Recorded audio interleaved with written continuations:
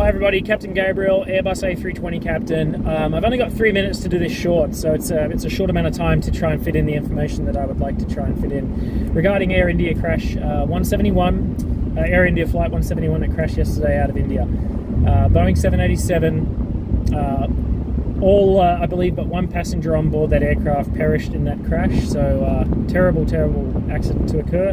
My sincere apologies to all that have been involved. I have a theory that points to a potential dual loss of thrust during takeoff, specifically after the point of we call it's the go no go decision, V1. It's a call out that has a corresponding speed based on the performance, the weight of the aircraft, the length of the runway available. It's the point at which beyond on the runway, the speed at which if we were to try and abort the takeoff after that V1 speed, there may or may not be sufficient runway remaining to bring the aircraft safely to a stop. So in a sense, beyond that speed, we are committed to take the aircraft off the ground because we run the risk of crashing at the end of the runway if we try to stop the aircraft from flying.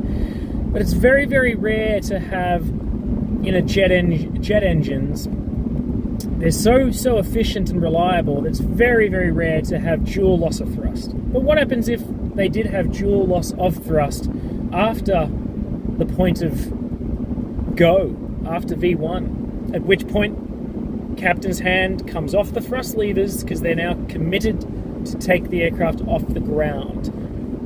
You do not close the thrust levers to idle after V1. Big no-no.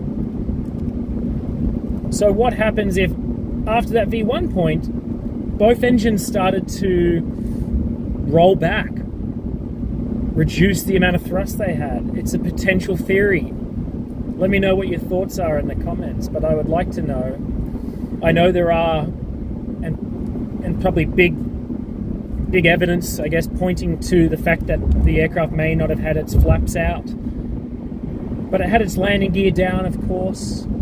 So if you have a dual loss of thrust and you know the aircraft is going to go down, it's always best to leave the landing gear down. In fact, if you're going to have a controlled flight or uncontrolled flight into terrain, I should probably say controlled flight, if you know you're going to land on anywhere other than the runway, it's always best to have the landing gear down to help cushion the landing impact, because the landing gear will take a fair grunt of that impact to the ground. So maybe that's why they had the landing gear down, but they weren't able to climb out anymore because of loss of thrust on both engines. Let me know what you think.